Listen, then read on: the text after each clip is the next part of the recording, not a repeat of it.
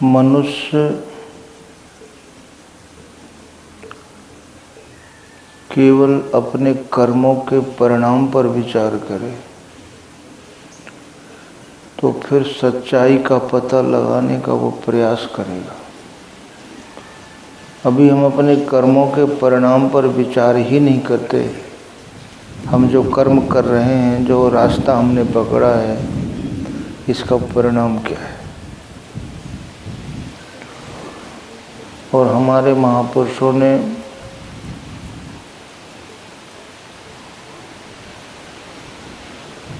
किसी न किसी बहाने से सही दिशा,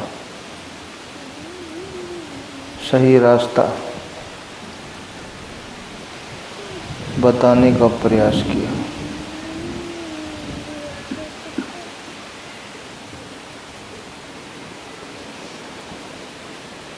कोई आदमी दिन भर चले, महीनों चले और चलने के बाद भी वो कहीं पहुँचे ही नहीं,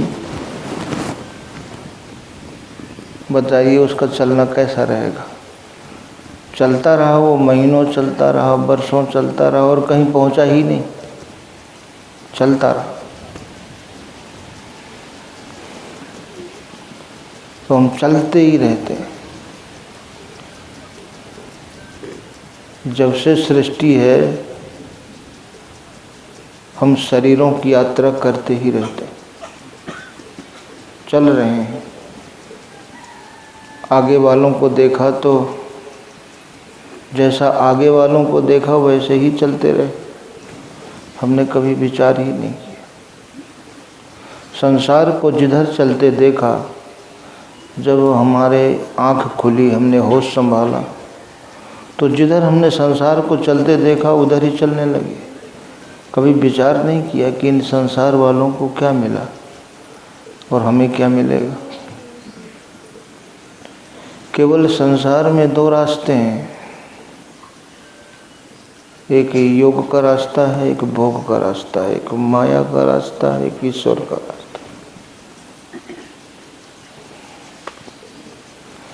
लेकिन ईश्वर के रास्ते पर चलने वाले दोनों चीज़ों को पा गए।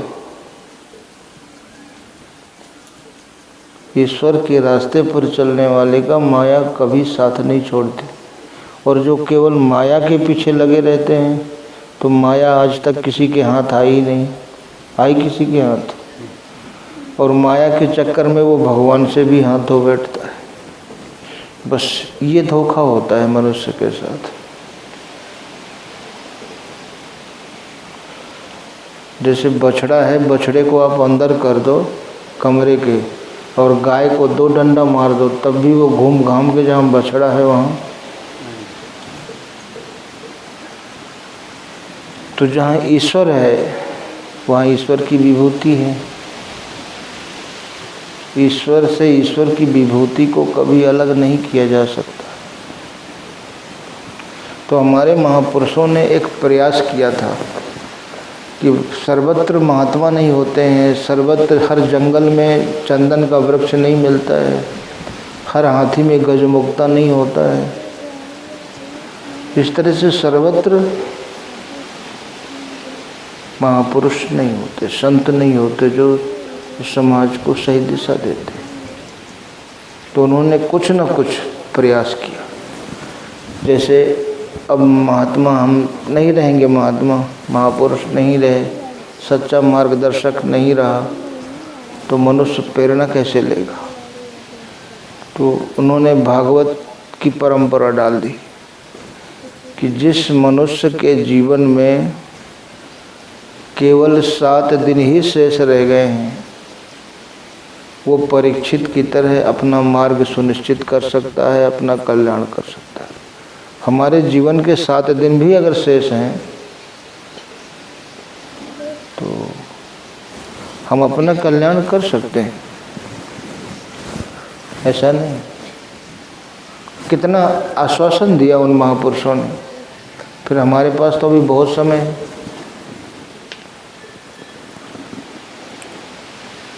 उत्साह, किसी को महापुरुषों ने हतोत्साहित नहीं किया।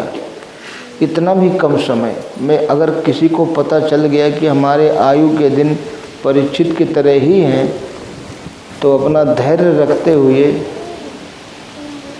हम बहुत कुछ प्राप्त कर सकते हैं इतने कम समय।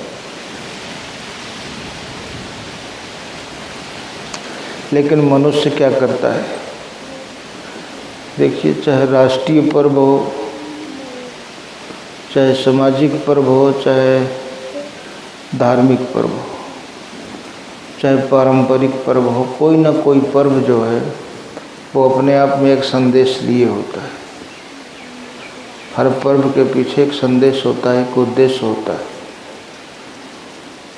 लेकिन अब क्या होता है पर्वों में? अब क्या होता है? अब न बढ़िया बढ़िया कपड़े पहने, बढ़िया बढ़िया बनाए खाए, ज़्यादा हुआ तो व्रत रख लिया, व्रत रख लिया, इतना ही तो है। खाना पीना, बढ़िया वस्त्र, व्रत, और इतने में हम सोच लिए कि हमने तो नियम का पालन किया। इससे तो परंपराओं को हम जीवित रख सकते हैं, केवल परंपरा को जीवित रख सकते हैं।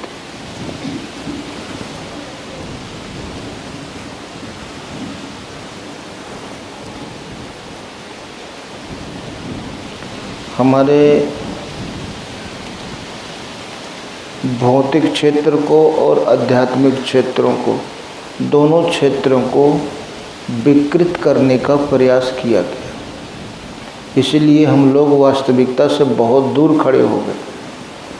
भौतिक क्षेत्र को विकृत किया और आध्यात्मिक क्षेत्र को। आध्यात्मिक क्षेत्र में भी अनेकों प्रकार के सिद्धांत और रास्ते, जबकि ईश्वर के अतिरिक्त कुछ भी स्थिर नहीं। आध्यात्मिक क्षेत्र में केंद्र बिंदु है परमात्मा, और भौतिक क्षेत्र में केंद्र क्या है? सबसे ज़्यादा धन, सबसे ज़्यादा सम्मान, सबसे अच्छी व्यवस्था, ये आदमी का लक्ष्य रहता है। लेकिन आप लोगों ने देखा होगा, आप सब ने पढ़ा होगा, भौतिक क्षेत्र में हमारे इतने पवित्र और महान इतिहास को विकृत किया गया। सबको, जितने पढ़े लिखे लोग हैं, सब ने पढ़ा कि आर्य बाहर से आए। आप लोगों ने पढ़ा, लेकिन कभी पढ़ते समय या पढ़ने की जब पढ़ाई पूरी हो गई तब भी विचार नहीं किया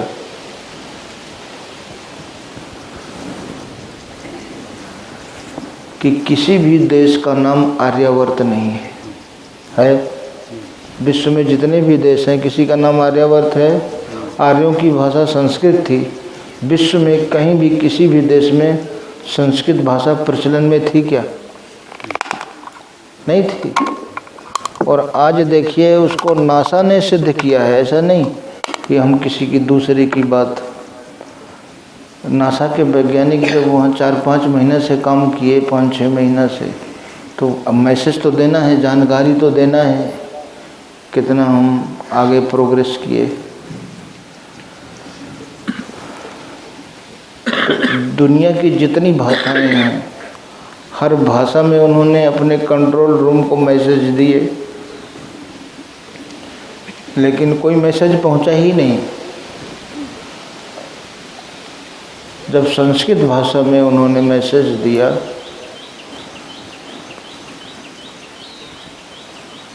तो वो पहुंच गए। बोले हमारे जितने यहाँ उपकरण सब संस्कृत भाषा पकड़ रहे हैं।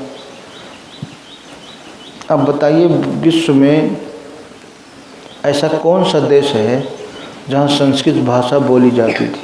वो भारत है। इसका नाम आर्यावर्त। तो कैसे आपने कह दिया? जो बोलचाल की भाषा थी वो भी आपस में माताएं आर्यपुत्र कहती थी। किसी भी देश की ये परंपरा नहीं है। तो हमारे देश की पवित्र संस्कृति को, इतिहास को नष्ट करने की ये साजिश थी, ताकि हम इस बहाने से ये कह दें कि भारत वालों का तो यहाँ कुछ है ही नहीं।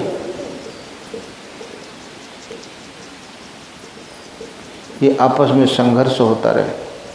और वास्तविकता क्या है कि आप एक ईश्वर के अंश, एक मनु की संतान, इसलिए मनुष्य कहे जाते हैं, एक आदम की संतान, इसलिए आदमी कहे जाते हैं। एक ईश्वर का अंश, एक मनु की संतान, एक आदम की संतान। अब बताइए ईश्वर का क्या गोत्र है? ईश्वर का डीएनए क्या है? मनु का डीएनए क्या है? ये तो डीएनए विचारधारा से, आचरण से बदलता रहता है। और बदलते बदलते देखिए आज सब कुछ बदल गया। हर व्यक्ति की विचारधारा बदल गई, सब कुछ बदल गया। लेकिन शुरू से देखिए, पहले जहाँ से आपका उद्गम है वहाँ से देखिए। इतनी पवित्र संस्कृति के आप उत्तराधिकारी हैं और पढ़ाया यह जाता है। ये देश का नाम पहले अजनाब वर्ष था, फिर जम्बूद्वीप पड़ा, फिर आर्यावर्त पड़ा, फिर भारतवर्ष, फिर कह दिया, फिर पढ़ाया गया। क्योंकि हमारे ऋषियों ने जो खोज किया, बोले इस सृष्टि की रचना परमात्मा ने किया, हमें तो उस विचारधारा का खंडन करना है। ये बाहरी लोगों का उद्देश्य बन गया था कि जो भारत ने खोज किया है हमें तो उसको काटना है, उसको तोड़ना है, उनको दिग्भ्रमित करना है। तो सूर्य था पहले और कुछ नहीं था, फिर उसमें विस्फोट हुआ। और हम कहते हैं, आज पूरी दुनिया को कहते हैं कि कोई दुनिया का वैज्ञानिक किसी भी गोल चीज़ में विस्फोट करके उसमें से गोले गोल सब चीज़ निकाल दे। सूर्य में विस्फोट हुआ तो जो उससे पृथ्वी निकली वो भी गोल, चंद्रमा निकला वो भी गोल, मंगल शुक्र बुध निकले सब गोल, और जिसमें हुआ वो भी गोल बचा रहा। संभव है। और फिर वो अपनी धुरी पे स्थिर भी हो गए और घूमने लगे, रात दिन बनाने लगे। ये ईश्वर ने किया था। ये सृष्टि में जितने भी जीव हैं सबको जोड़ों से परमात्मा ने पैदा किया। लेकिन सृष्टि में परमात्मा से श्रेष्ठ कोई है? कोई नहीं। पहले नंबर पे परमात्मा है और दूसरे नंबर पर अगर कोई आता है वो मनुष्य। परमात्मा ने अपनी पूरी सृष्टि का अधिकार मनुष्य को दिया, आप किसी के लिए नहीं। उस सारी सृष्टि का पूरा जो सृष्टि है वो अधिकार मनुष्य को दिया। लेकिन मनुष्य इतना कृतज्ञ कि वो सुबह शाम भगवान को धन्यवाद भी नहीं देता है।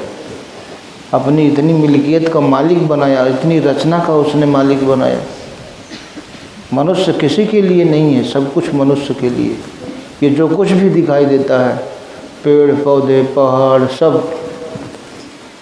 सबका उपयोग मनुष्य करता है, लेकिन मनुष्य का उपयोग कोई नहीं करता। करता है कोई? ये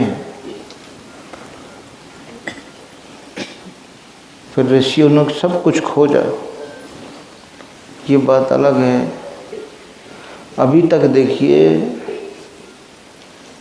जो असुरों के गुरु थे शुक्राचार्य, उन्होंने शुक्र ग्रह को खोजा था। और एक वर्ग आज भी है, देखो, जो वो शुक्र को महान अपना महत्व देता है। उस मानसिकता से अपने आप को वो आज तक अलग नहीं कर पाए। हम शुक्र को ही श्रेष्ठ मानते हैं। शुक्र वाला दिन हमारा श्रेष्ठ है, शुक्रवार ठीक है।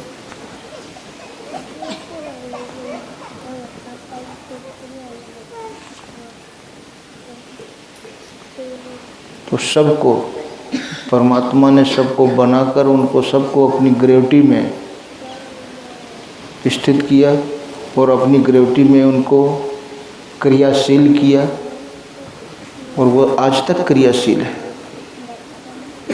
बगैर किसी इंजन के, बगैर किसी मशीनरी के, देखो ये सब घूम रहे हैं। बाकी एक छोटा सा इंजन आप लोग बनाते हैं तो उसको चलाने के लिए हमको एनर्जी की ज़रूरत पड़ती है, वो चाहे पेट्रोल से मिले, चाहे डीजल से, चाहे सोलर से, कैसे भी मिले, हमें एनर्जी की ज़रूरत पड़ती है। लेकिन ये हमेशा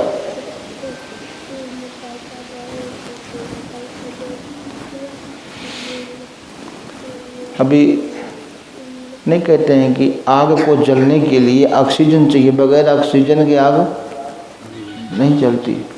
लेकिन जो अंदर आग जल रही है फिर ज्वालामुखी के रूप में बाहर निकलती है फट के, वहाँ ऑक्सीजन कैसे जा रही है?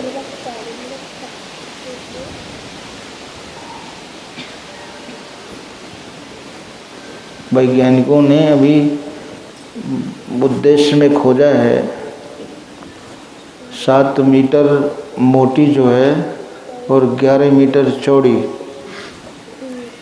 बिजली की धारा अनवरत बह रही है। वो कोई अपना प्लांट लगा रहे थे, कोई छोटा सा देश है, क्यूबा ऐसे कुछ है, तो वहाँ देखिए 11 मीटर चौड़ी और इतनी 5 या 7 मीटर चौड़ी और उसमें मोटाई, अब वो धारा कहाँ तक, वो उपकरण लगाएं तो सारे उपकरण फेल, फिर खोज किए तो उन्होंने फिर पाया। बताइए कैसे बह रही है? बगैर जले तो कोयला किसी चीज़ का होता नहीं है, तो अंदर कोयला भी, जितनी भी विश्व की धातुएं हैं सब उसमें।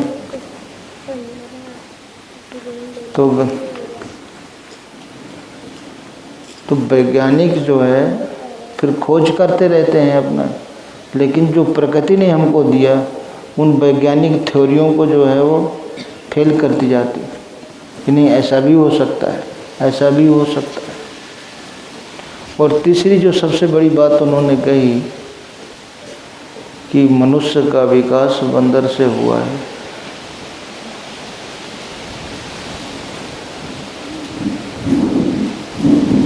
और जबकि हमारा जो इतिहास है वो क्या है कि आपका जो आविष्कार है, आपका जो प्रादुर्भाव है वो ईश्वर से हुआ है। भगवान विष्णु की नाभि से कमल, कमल से ब्रह्मा और ब्रह्मा से मनु और शत्रु। तो बताइए, मनु से पैदा है तो आपको मनुज कहते हैं कि नहीं? कमल जल से पैदा होता है तो उसको क्या कहते हैं आप? जलज। जल में कीचड़ होता है तो कीचड़ को संस्कृत में पंक कहते हैं, तो पंकज। तो ऐसे कहते हैं मनुज। लड़का बाप से पैदा होता है तो वो बाप की आत्मा ही मानी जाती है। पुत्र जो है तो उसको क्या कहते हैं? आत्मज। आत्मज, आत्मा से उत्पन्न। शादी ब्याह होते हैं तो आप लोग कार्ड लिखते हैं फलाने आत्मज। हाँ, आत्मज, आत्मा से उत्पन्न। तो मनु से उत्पन्न मनुज, आदम से उत्पन्न आदमी। इसके बाद देखिए क्या कहते हैं, बंदर से विकास हुआ। आज तक बदला वो चीज़। हम कहते हैं अब भी सरकार बदल दे तो अपना जो गौरवशाली इतिहास है उसकी वापसी हो जाएगी। और उनको भाई जो बंदर से विकास हुआ तो वो परिवर्तन की प्रक्रिया क्यों रुक गई? उसकी परिवर्तन की प्रक्रिया जारी रहना चाहिए,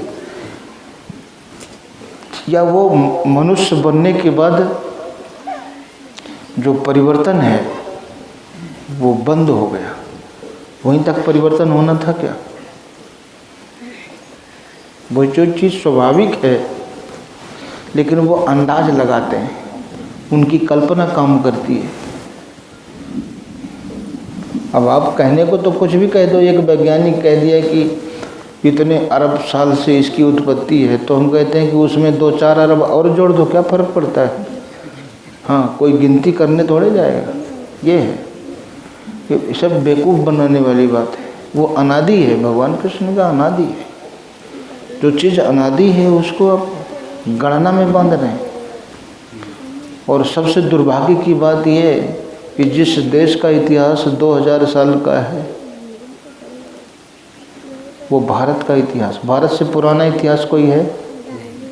अभी आप यदि लड़के किसके हैं ये अपने अपने पास रखो ही नहीं, अपने अपने पास बैठा हो।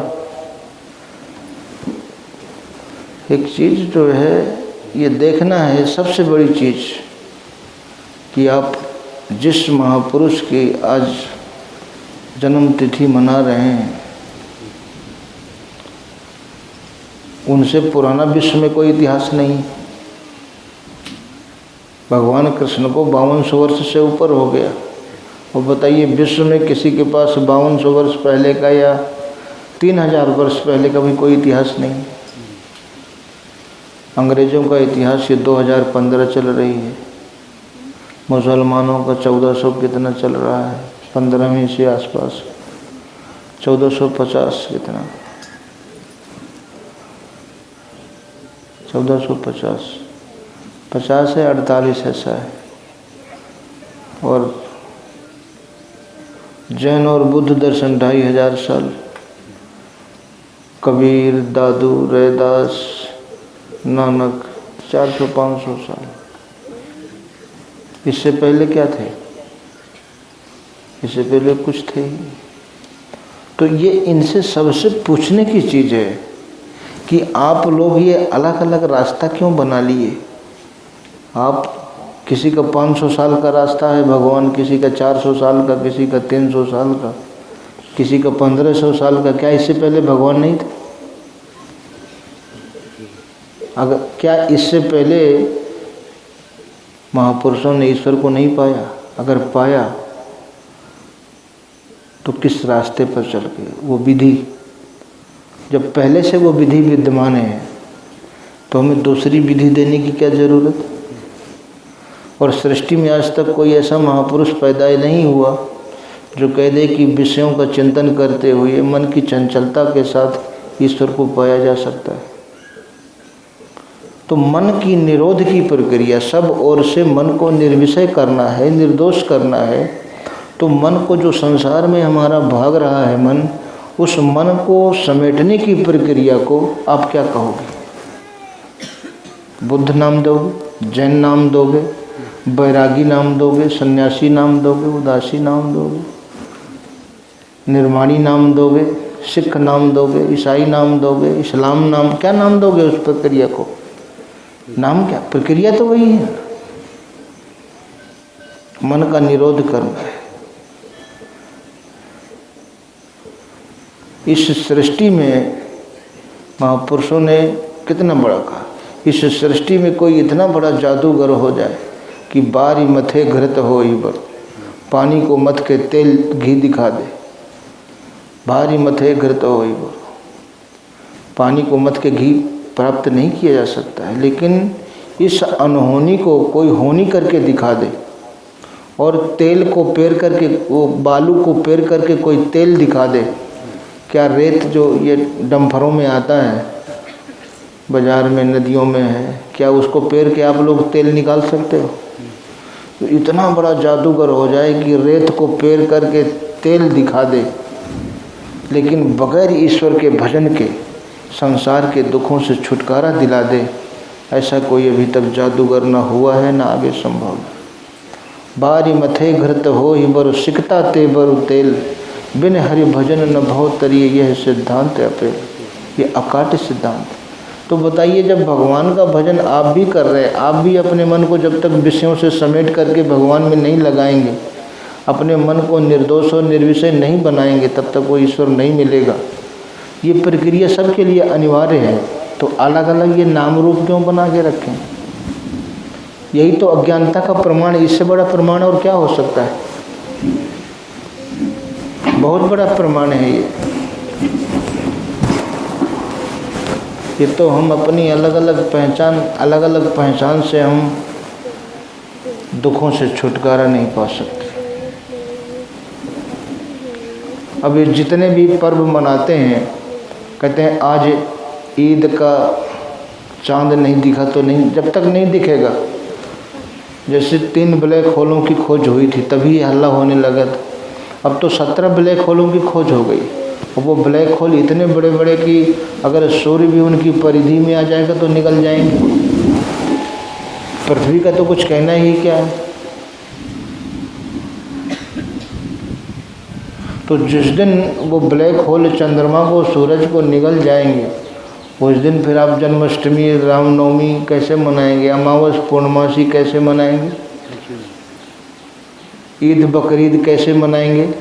लेकिन वो ईश्वर, वो परमात्मा, सब कुछ नष्ट हो जाए, वो ईश्वर, वो परमात्मा तब भी रहेगा।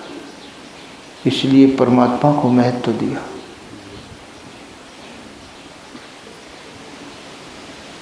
और हम परंपराओं को पकड़ लिए। तिथि नक्षत्र कैसे कह देते हैं, आज इस बार संयोग मिल रहा है। संयोग क्या होता है? ये तिथि नक्षत्र ग्रह ये किसी को महान नहीं बनाते हैं। मनुष्य के जो महान कर्म हैं वो मनुष्य को महान बनाते हैं। अब जन्माष्टमी को कितने बच्चे पैदा हुए, कोई कृष्ण बना। रामनवमी को कितने बच्चे पैदा हुए, कोई राम बना। लेकिन उनके महान कर्म ऐसे थे कि उस तिथि का, उस दिन का महत्व हो गया। आप लोग महान नेताओं की भी जयंती मनाते हैं। अब 2 अक्टूबर को पैदा होने वाले कितने गांधी बने, लेकिन गांधी जी बढ़िया काम किए तो वो तारीख भी महान हो गई क्या। तो आप अगर अच्छे काम करते हैं तो वो तारीख भी महान कर्म से, उस तारीख भी महान हो जाएगी, वो तिथि भी महान हो जाएगी, वो मुहूर्त भी महान हो जाएगा। ये नहीं कि भाई बड़े अच्छे नक्षत्र, ऐसा कुछ नहीं। मनुष्य का कर्म ही प्रधान है। कर्म प्रधान विश्व करी, सबसे चीज। इसीलिए न आपके दुखों का कारण शुक्र है, न शनिचर है, न राहु है, न मंगल है। जो जस करे सो तस फल चाखा। ये कर्म प्रधान, हमारा कर्म ही हमारे सुख और दुख का कारण। तो महापुरुषों ने देखिए हर महीने, भारत ही एक ऐसा देश है कि जहाँ हर महीने कोई ना कोई पर्व रहता है। ये पूरे विश्व में कोई ऐसा देश नहीं। और हर पर्व आप विचार करके देखेंगे कि हर पर्व हमको किसी न किसी रूप में भगवान से जोड़ने का प्रयास करता है, ईश्वर से। क्योंकि बगैर उसके मनुष्य को सुख शांति मिल ही नहीं सकती।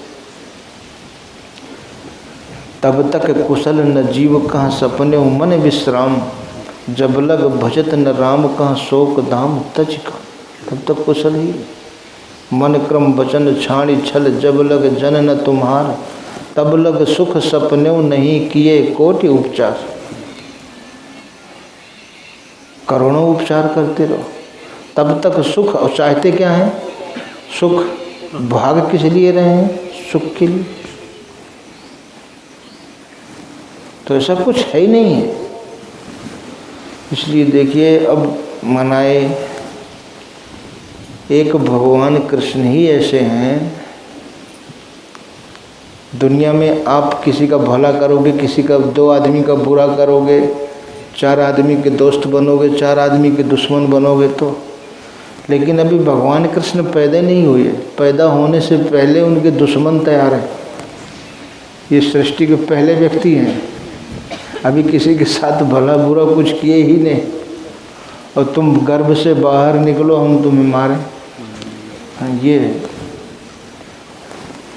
आदमी पहले कुछ करता है भला बुरा, तब दोस्त और दुश्मन बनते हैं। अब बताओ इनने क्या भला बुरा किया किसी, दुश्मन पहले से तैयार है। और ये बात कभी नहीं भूलना चाहिए कि भगवान कृष्ण जिस माँ से पैदा हुए वो माँ 8वें बच्चे तक जेल में रही, खुद जेल में पैदा हुई।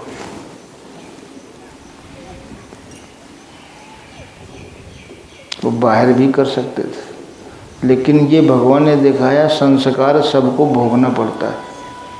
चाहे कोई हो। अब तो 2 साल 3 साल का गैप होता है एक बच्चे में, पहले 5 साल 6 साल इतना। तो 5 साल कम से कम मान के चलो तो 40 साल तो हो ही गए ना। तो 40 साल तो उनकी माँ जेल में ही तो रही। और हम भगवान से खाली फोकट में कहते हैं कि दया कर दो, कृपा कर दो, तो फोकट में करते तो देवकी के ऊपर भी तो कर देते। ये सोचते ही नहीं। इसलिए महापुरुष ने कहा भजन करो, सेवा करो, तो ही साधन बताए। उससे आपके अंदर आत्मिक पूंजी आएगी। भगवान राम भी देख रहे थे कि मेरे न रहने पर पिताजी जीवित नहीं रहेंगे, और ना रहने का मतलब माँ का विधवा होना। तो बताओ, जो अपनी माँ को विधवा होने से नहीं बचा सकता, तो हमारा कितना दूर का रिश्ता है। वो कर्म के अधीन, परमात्मा मर्यादा के अधीन है, इसलिए उनको मर्यादा पुरुषोत्तम कहा गया। मर्यादा से ईश्वर भी बंधा हुआ है। आप लोग तो मर्यादा का उल्लंघन कर भी सकते हैं। अगर वो कर दिया तो फिर उसने अगर कर दिया तो ये सृष्टि में पूरे में उथल पुथल हो जाएगा। तो ये बात अलग है कि शाह मुलजिम पैर में दोनों ने पहनी बेड़ियां, फर्क बस इतना कि एक लोहे की एक सोने की है। कैद दुनिया की सजब जादू की है, टोने की है। ये दुनिया कैद है और उसी में भगवान का प्रादुर्भाव होता है। जब कोई संतों का सानिध्य प्राप्त करता है, रास्ता मिलता है, सेवा और सुमिरन पकड़ता है, तो धीरे धीरे उसके अंदर दैवी संपत्ति आती है और उसी दैवी संपत्ति के अधीन फिर परमात्मा का प्रादुर्भाव होता है। जितना आपका हृदय निर्मल है उतना फिर बाहर। हम लोगों को भी एक बार मौका मिला, गए तो कई बार, लेकिन एक बार गुरुजी ने कहा कि ये महात्माओं की चीज़ है, गीता महात्माओं को मिलना चाहिए। तो गए। अब वहाँ इतना दुकान लगी, ऐसे हम लोग गीता देने बांटने जहाँ महात्मा मिले, बद्रीनाथ, केदारनाथ, गंगोत्री, सब जगह पंडा घेर लें। तो हम बुला के पूछते थे, ये बताओ इस पृथ्वी में कोई ऐसी जगह है जहाँ महात्मा ने भजन नहीं किया, तपस्या नहीं की, वो जगह तीर्थ बन गई हो? एक भी ऐसी जगह बता दो। और महात्माओं के पीछे आपकी जीविका रोजी रोटी चल रही है, तो कभी महात्माओं की सेवा भी किया? जिनके पीछे रोजी रोटी चल रही, उनके प्रति आपकी आस्था है ही नहीं। अब भगवान कृष्ण जब शरीर से थे, आप विचार करिए, जब शरीर से थे तो कितने लोगों ने उनकी परिक्रमा किया। शिशुपाल मुंह में गाली देता था, जैसे आज महात्माओं को गाली देते हैं ना, ऐसे पहले सामने गाली दे रहा था। खाली इतने तो कह दिया था ना, भीष्म पितामह ने इतना ही कहा था कि सबसे पहले इनकी पूजा होगी। बोले चरवाहा, ग्वारिया, इतने बड़े बड़े बैठे, इनकी पूजा नहीं। और जरासंध ने 17 बार चढ़ाई किया था, 16 बार। 17वीं बार तो वो राजा मुचकुंद के यहाँ ले गए गुफा में, वहीं से उनका नाम रणछोड़ पड़ा था। वो तो भक्तों ने रख दिया, तो डर के मारे भग गए। भक्तों का भाव कैसे कहें कि हमारे भगवान डर के भग गए? बोले रणछोड़ दास, रण को छोड़ दिए, मैदान छोड़ के चले गए। तो राजा मुचकुंद को आशीर्वाद था कि जो तुम्हारी समाधि को भंग करेगा उसकी मौत हो जाएगी। तो ये भागते भागते गए, जो वो समाधि में थे, अपना आराम कर रहे थे, अपना पीताम्बर उनके ऊपर डाल गया। गुफा थी, अंधेरा, और कोने में खड़े हो गए। और मुचकुंद वो गया, जरा कालियवन, दंतबक, कालियवन, जरासंध, सब मिल के 16 बार चढ़ाई किया था। काल्यवन एक लात मारा, डरपोक कहीं का, मैदान से भाग के यहाँ चादर ओढ़ के सोया, उठ युद्ध कर। अब वो महात्मा जब ठोकर लगी उठ के बैठ गए, और जहाँ आँख पड़ी तो खत्म। फिर भगवान प्रकट हुए, आशीर्वाद दिया, चले गए। अपना पीताम्बर लिया, पीताम्बर ने इतना खेल कर दिया।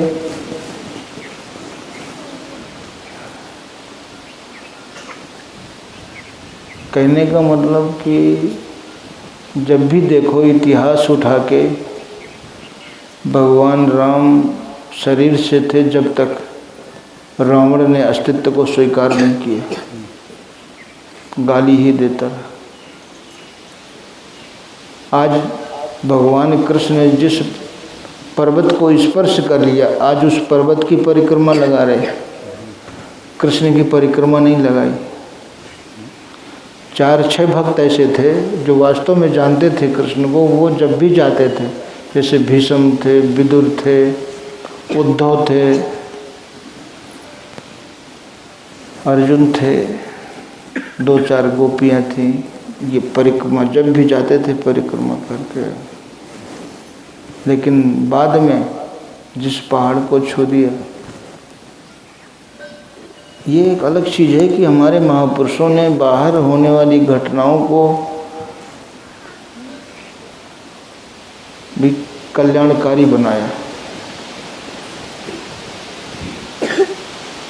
क्योंकि बाहर कहीं कल्याण तो है नहीं। बाहर का कोई भी शब्द, कोई भी दृश्य आपके मन को विचलित न कर सके, विकृत न कर सके, वो विधि महापुरुषों ने थी। भला एक बात बताइए, ये पर्वत जो है कोई फेविकोल से तो नहीं चिपकाया, और उसको भी छोटी उंगली से। तो सृष्टि का जो सबसे श्रेष्ठ धन है, आपकी इंद्रियां विकृत हैं। गो गोचर जहाँ लग मन जाई, सो सब माया जाने हो भाई। तो बर माने क्या होता है? श्रेष्ठ। गो माने इंद्रियां। जब इंद्रियां हमारी जो श्रेष्ठता परमात्मा है, उस श्रेष्ठता की तरफ सिमट कर चलने लगती हैं, यही हमारा वास्तविक धन है। और ये धन हमें तब प्राप्त होगा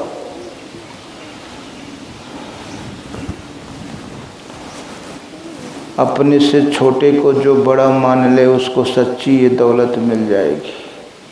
लाख दौलत को पाके भिखारी है वो, दैवी दौलत अगर पास होती नहीं। अपने से छोटे को, सबसे छोटा।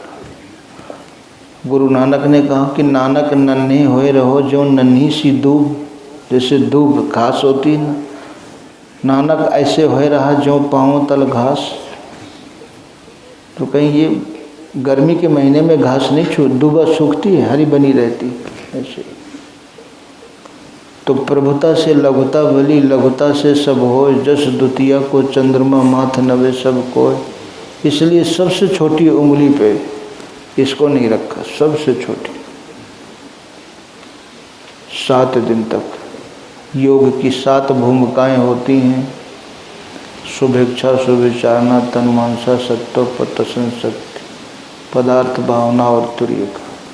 7 दिन 7 रात। जब तक 7 भूमिकाओं में ईश्वरीय प्रकाश नहीं आ जाता है, तब तक इंद्रियां जो आपने कितने जन्मों से जो आपने बोया है, भला बुरा, वो सब सामने आता है। और तब तक वो विघ्न पैदा होता है। लेकिन इन सारे विघ्नों को पार होने के बाद अंत में वो योगी उस परम श्रेष्ठ धन को प्राप्त करता है। नहीं, ये बताइए, अब आजकल जो है ना बहकाया जाता है, यहाँ रमण, आज भी वहाँ रमण रेती में लोट लगाते हैं। बताओ, 5000 साल हो गया और जमुना में कितनी बार बाढ़ आई, वो रेती अभी रखी है।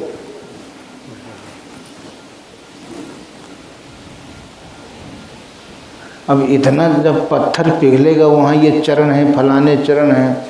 बताओ, कोई गर्म चीज़ है, गर्म चीज़ में कोई चीज़, उसमें तो बनता है। ये तो जैसे गर्म लोहा होता है, कहीं रखो तो वो जगह बना लेता है, बनाता है कि नहीं, पिघला के जगह बना लेता है। लेकिन अब वहाँ एक जगह दिखा दिया कि भगवान राम के हैं, ये कृष्ण के हैं, भगवान राधा के हैं, दिखाया होगा। तो हम कहा ये बताइए आए किधर से?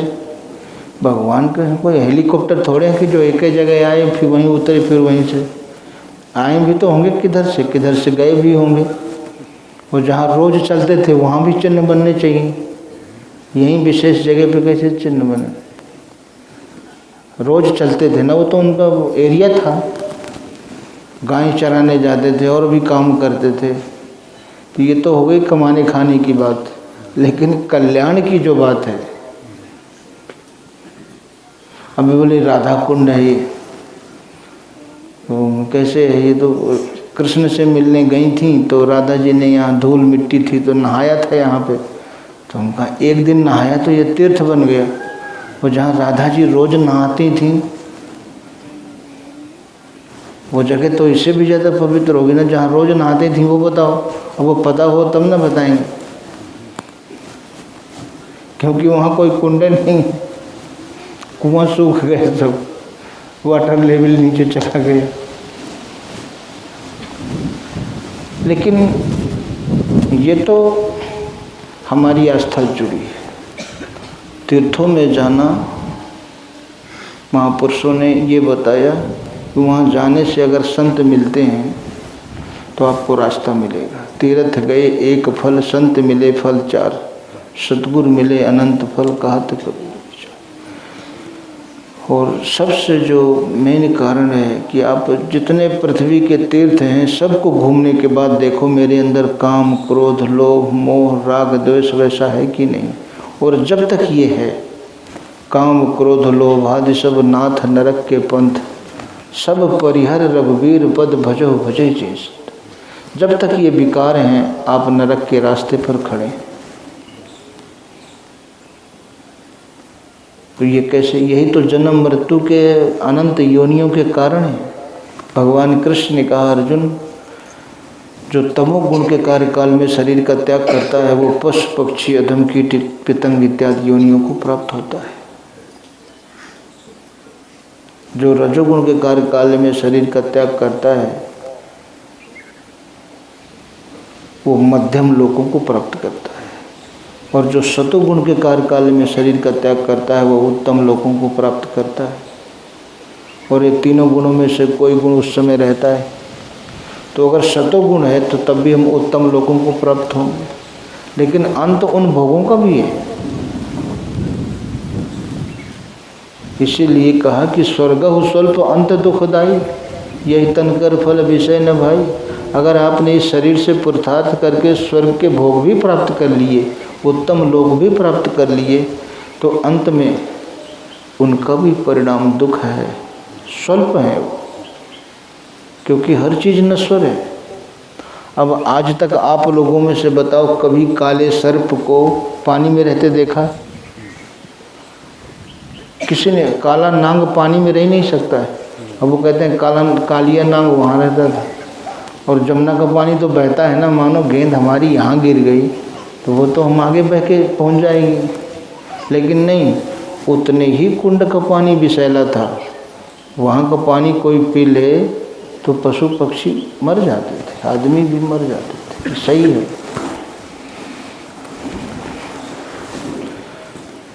यही वो घाट है जिस घाट में आप जा रहे हैं, ये मृत्यु का घाट है। और जीवन का घाट, उसको कोई महापुरुष ही उसको वहाँ से बाहर निकाल देता है। जमुना ज्यों ज्यों लागी बाढ़न, त्यों त्यों सुकृत सुभट कल भूप निदर लगे बौढ़ा। जैसे जैसे जमुना बढ़ती है तो कलिकाल रूपी राजाओं को नष्ट करने लगती है। सुकृत, उसके सुकृत बढ़ते हैं, त्यों त्यों सुकृत सुभट कल भूप, कल के भूप निदर लगे बहु ढाहन, उनको ढाने लगती है, नष्ट करने लगती है। तो ये संशय सर्प है। योग ही जमना है। जो जो साधक योग मार्ग में आगे बढ़ता है वो बढ़ता जाता है, उसका संशय फिर धीरे धीरे खत्म होता जाता है। अभी तो आरंभ में बहुत संशय रहता है, ये सही है कि वो सही है, को कहे सत्य झूठ कहे को, जुगल प्रबल को माने, तुलसीदास परिहरे तीन भ्रमता व्यापन पहचाने। कोई कहता है सही है, अरे बकवास है, ये सब कुछ यही है जो कुछ है। हाँ, खाओ पियो मौज करो। तो बताओ खाओ पियो कौन नहीं मौज कर रहा? लेकिन बाद में जब हाथ पैर थक जाएंगे तब क्या होगा? ये पूंजी जो है आदमी सोचता ही नहीं, ये मनुष्य की आकृति सबकी एक जैसी है। और कोई देखो हमसे कितना आगे है, कोई हमसे कितना पीछे है।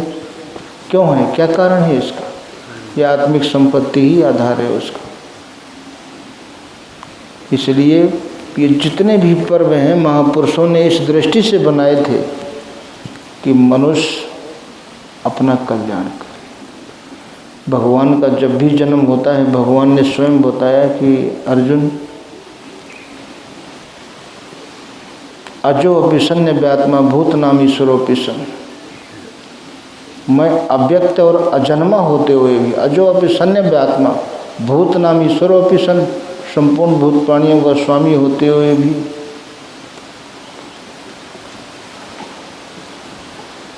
प्रकृति में स्वामिधिष्ठाय संभवात्म माया, मैं प्रकृति को अपने अधीन करके आत्म माया के द्वारा प्रकट होता हूँ।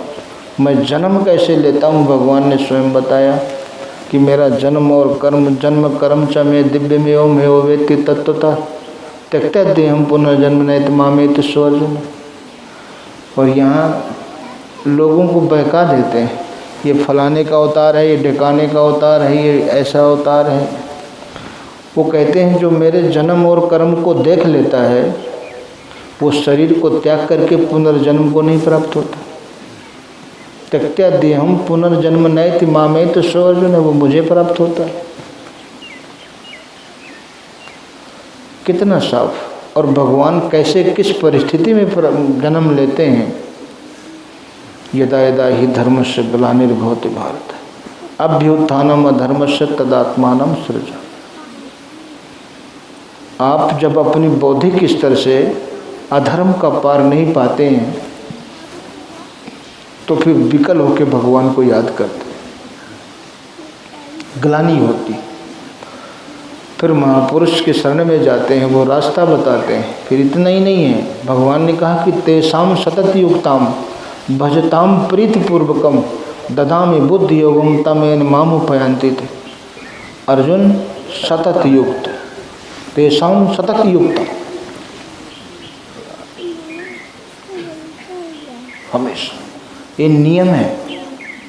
भजताम प्रीतिपूर्वकम, श्रद्धापूर्वक, बिना श्रद्धावान प्रीतिपूर्वक, उसमें अप्रीति न हो, अश्रद्धा न हो, आलस्य न हो, भजताम प्रीतिपूर्वकम।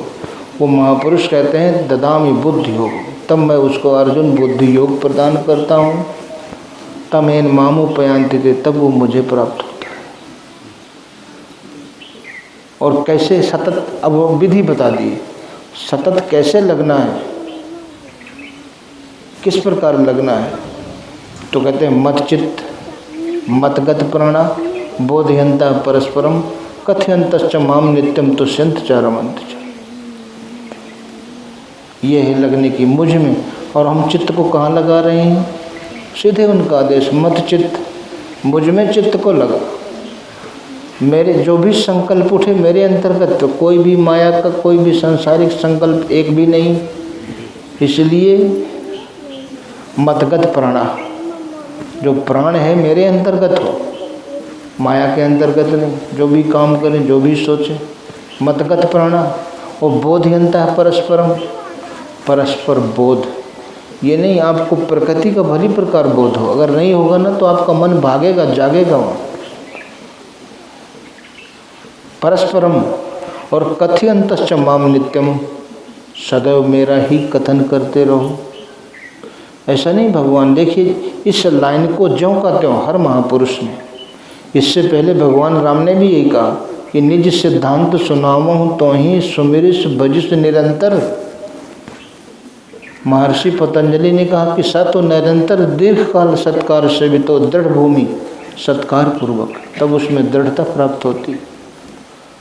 ये भगवान कहते हैं कथयंतश्च माम नित्यम, सदैव मेरा ही कथन करो निरंतर। कबीर साहब कहते हैं जब बोले तो हरि गुण गावे, मौन रहे तो नाम जपावे, जागत में सुमिरन करे सोबत में लौलाए, सूरत डोर लागी रहे तार टूट न जाए।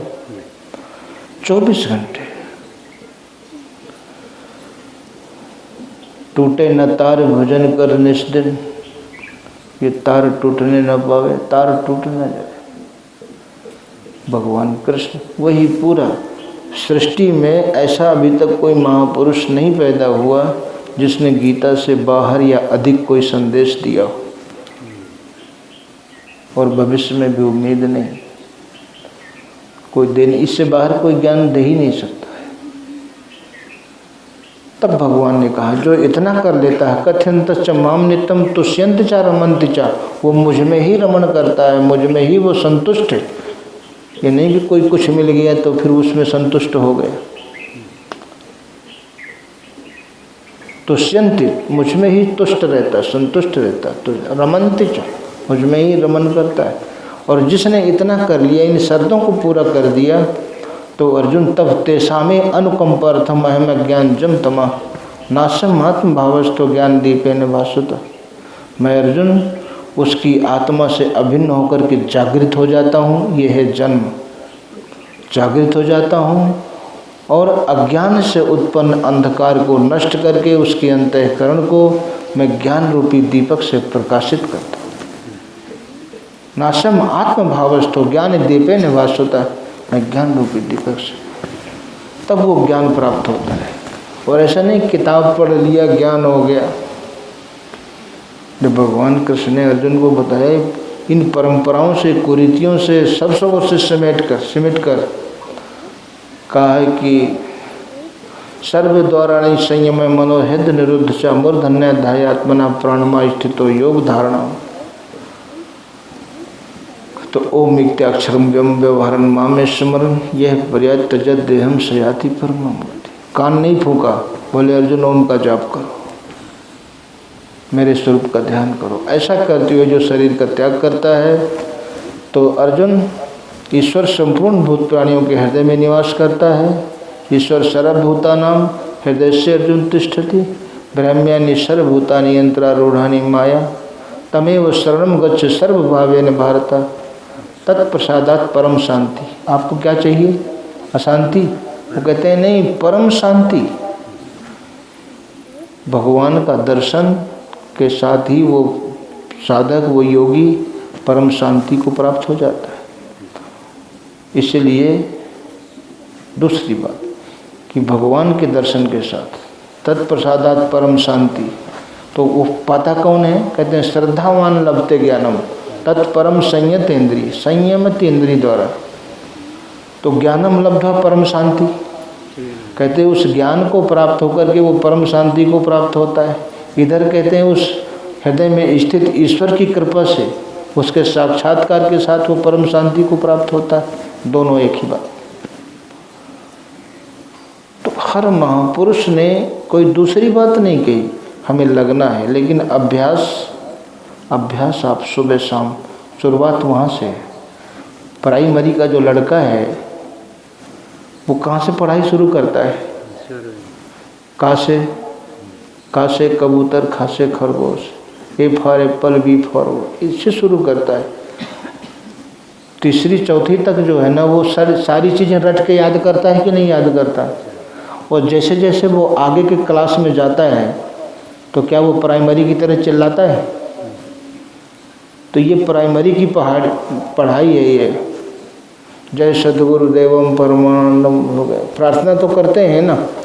फिर जैसे जैसे आप आगे की पढ़ाई में पहुँचेंगे, तो फिर किताब खोला, मने मन पढ़ ली, तुरंत याद। चुपचाप जो आगे की साधना है, फिर वो मन के अंतराल में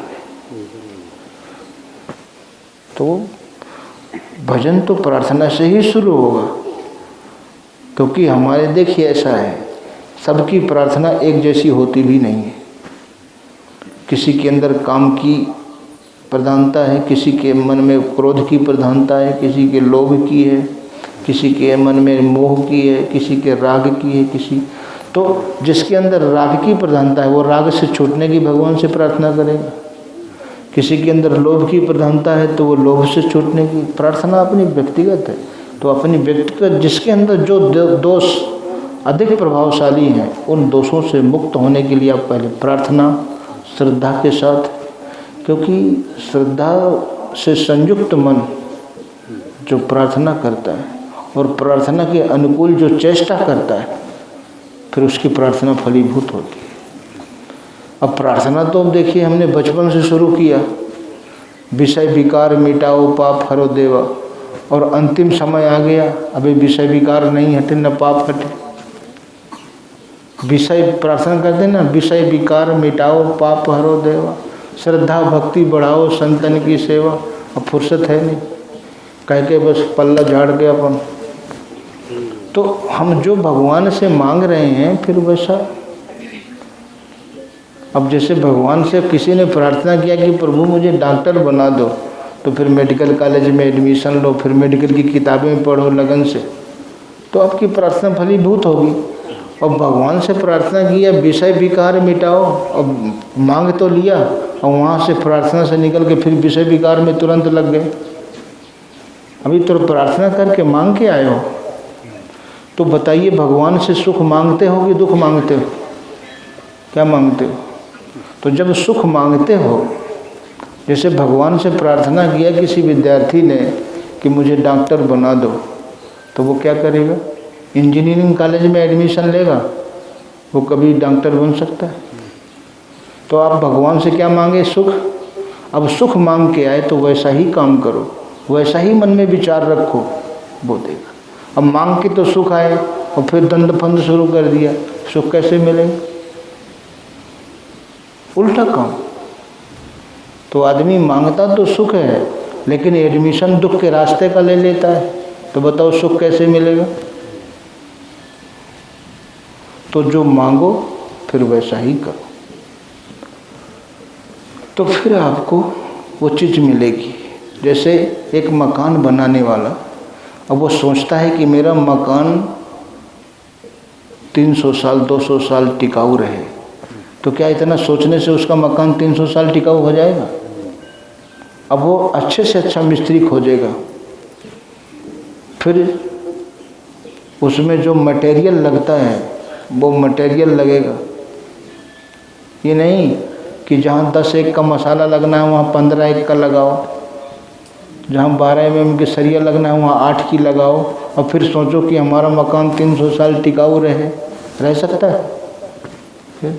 तो जो सोचते हो, अगर सोचा कि मेरा मकान 300 साल टिकाऊ है तो वैसा ही फिर व्यवस्था करो। तो मेरे जीवन में कभी दुख न आए, मुझे कभी असफलता न मिले, फिर ये जिस रास्ते पर चल करके होता है जो हमारे महापुरुषों ने बताया है उस रास्ते पर चलो। फिर सुबह शाम श्रद्धा से समय दो, प्रयास करो, और प्रयास में अगर असफल होते हो तो भगवान से शक्ति मांगो, प्रार्थना करो। जब प्रार्थना, वो आपकी प्रार्थना सुनी जाएगी। जो मनुष्य प्रार्थना के अनुकूल चेष्टा करता है उसकी प्रार्थना फलीभूत होती है, उसको अपने क्षेत्र में सफलता मिलती है। और हम कहते कुछ और हैं, करते कुछ और हैं।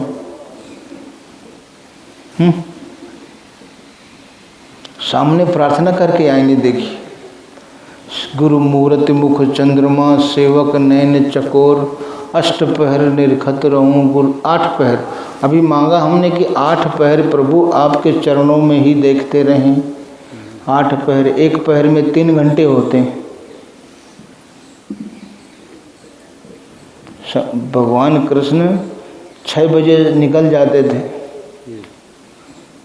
और फिर शाम को 6 बजे ही आते थे शाम को। तो कहते थे ना, मैया मोरी मैं नहीं माखन खायो, 4 पहर बंसी बन भटके वो सांझ परे। तो 1 पहर में 3 घंटा होते हैं ना, तो 4 पहर। 1 पहर में कितने घंटे? 3 घंटे। 6 बजे सूरज निकलता है तो 6 से 9 1 पहर होता है ना, और 9 से 12 दोपहर कहते हो ना इसको। तो 8 पहर निरखत रहूं श्री गुरु अब बताओ, जब 8 पहर गुरु चरणों की तरफ देखना है तो फिर प्रपंच के लिए समय है क्या? अब वो ऐसा साधक अगर भगवान से कहे मुझे तुम्हारी कृपा नहीं चाहिए, तो फिर भगवान कृपा किस पे करेगा? पहले लगो तो अभी जो कहा है उसको करो। तो अब भगवान देखते हैं ये रोज़ मुझसे झूठ बोलता है, करता कुछ है नहीं। झोली बगल में लटक रही, कहते हैं नहीं विद्या नहीं बाहुबल नहीं खर्चन को दाम, थैली लटक रही है, दाम लटके हैं। हाँ मोसे पति तपंगे तुम पति राखो राम। तो भगदे क्या मेरे सामने झूठ बोल रहा है? कहते खर्चा को दाम नहीं, थैली भरे पड़े। हाँ अब विद्या नहीं बाहुबल नहीं, अगर कोई अभिमान मर्यादा कोई ऐसी बात कह दे लगने वाली तो तुरंत लड़ जाएंगे। कहते हैं बाहुबल नहीं, लड़ने को गुथने को तैयार है कि नहीं? हाँ और यहाँ रोज प्रार्थना करेंगे तुम बिन और न दूजा। और घर में मम्मी पापा रिश्ते लड़के बच्चे सब भरे पड़े, कहते हैं प्रभु तुम्हारे सिवा कोई नहीं। और जहाँ ये आरती खत्म हुई तो फिर जय गणेश जय गणेश जय, दूसरा तैयार तुरंत। अब अभी क्या कहा? तुम बिन और न दूजा। देखिए पहले ये मानसिकता है, मनुष्य को खुद पता नहीं रहता मैंने अभी अभी क्या कहा और कर क्या रहा हूँ। तो जो कहते हो उस पर अटल रहो, तो कृपा जो है ना तो उसको मना भी करोगे। जैसे सूरज से मना करो हमें तुम्हारा प्रकाश नहीं चाहिए, ये रोक सकता है प्रकाश? अब पेड़ के नीचे बैठे हैं, छाया मांगा है क्या? बिना मांगे मिल रही। तो ईश्वर में जो चीज़ है वो आपको बिना मांगे मिलेगी। तो इसीलिए ये प्रकृति जो अष्टधा मूल प्रकृति है, प्रकृति में स्वामधिष्ठाय संभवात्म माया, ये अष्टधा मूल प्रकृति ही अष्टमी है। इस प्रकृति को अपने अधीन करके भगवान अपने उस भक्त के हृदय में उसका प्रादुर्भाव होता है। और जब उसका प्रादुर्भाव होता है तो जिनसे प्रेरित होकर के ये मनुष्य दूषित कर्म पाप का आचरण करता है, भगवान उनको फिर नष्ट करते हैं। केवल सत्कर्म ही रह जाते हैं, सत्तो गुण ही रहता है। इसीलिए भगवान कृष्ण ने कहा अर्जुन जन्म कर्म च में दिव्यमेव मेव वेति तत्वतः त्यक्त्या देहम पुण्य जन्म नैत मामेत स्वर्जन। वो शरीर को छोड़ करके जो मेरे जन्म और कर्म को देख लेता है, कर्म क्या है? परित्राणाय साधूनाम विनाशाय च दुष्कृता। अर्जुन ने प्रश्न किया था कि प्रभु न चाहते हुए मनुष्य किसकी प्रेरणा से पाप का आचरण करता है? भगवान ने कहा काम क्रोध और लोभ। ये अर्जुन नरक के 3 द्वार हैं, इन्हीं से प्रेरित होकर के न चाहते हुए, ये कभी न तृप्त होने वाले, इनसे प्रेरित होकर के मनुष्य पाप का आचरण करता है। इसलिए इनका अंत करके ही मनुष्य अपने कल्याण का आचरण कर सकता है। और जब तक ये विकार हैं तब तक हमें नरक में जाने से भी कोई नहीं बचा सकता है। अब इनको नष्ट करने के लिए साधना जरूरी है। तो प्रार्थना भी करें, उससे आपको आत्मिक शक्ति भी मिलेगी, शांति भी मिलेगी, कृपा भी मिलेगी। और वो कृपा आपको फिर जो मन अभी नहीं लगता ना, कहते हैं थोड़ी देर बैठते हैं फिर मन भागता है, 2 मिनट बैठो फिर मन तो हवा से बातें करेगा, फिर धीरे धीरे वो पूंजी आ गई ना। पतंग हल्की होती है इसी तो उड़ता है, तो अभी मन में हल्कापन है इसलिए चारों दिशाओं में उड़ रहा है। और जहाँ इसमें भारीपन आ जाएगा फिर नहीं उड़ेगा, इसमें पूंजी आ जाएगी। और वो धीरे धीरे धीरे धीरे थोड़ा थोड़ा, अरे थोड़ा थोड़ा हाथ में साबुन रोज़ लगाते हो, देखो एक दिन ख़त्म हो जाती है, दिखती नहीं।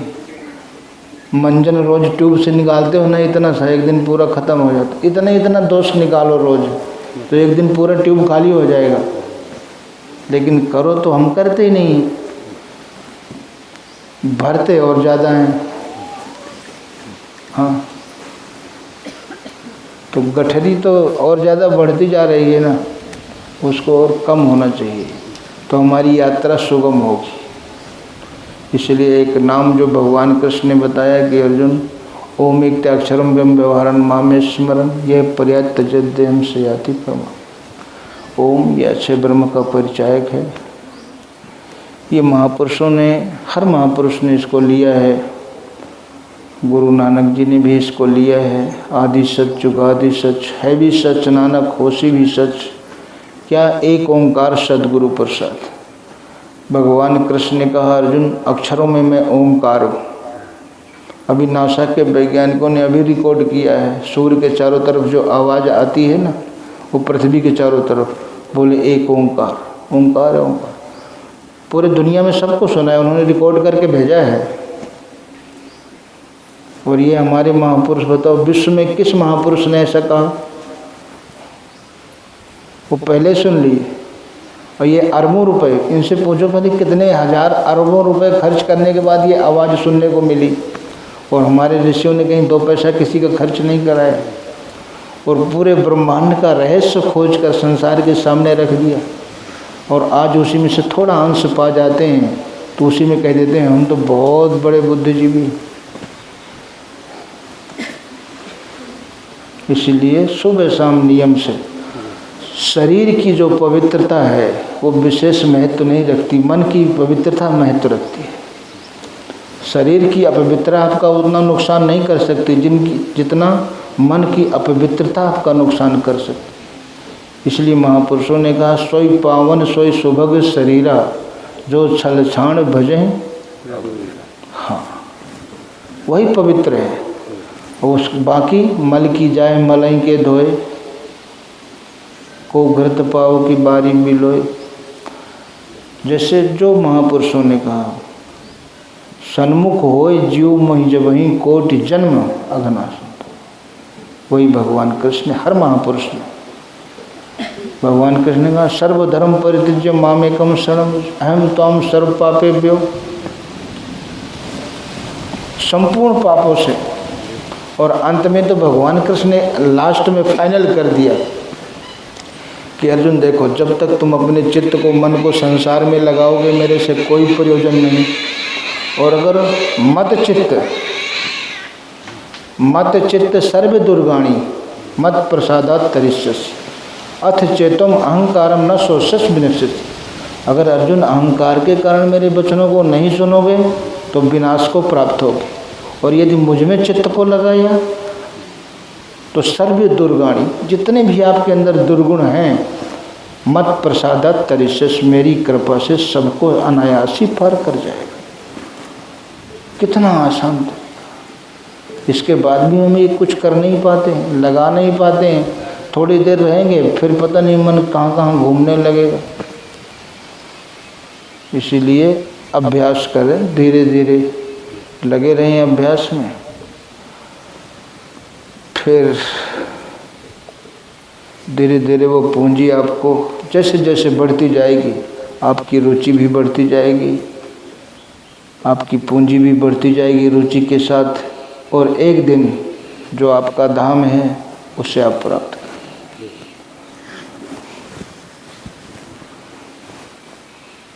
हाँ।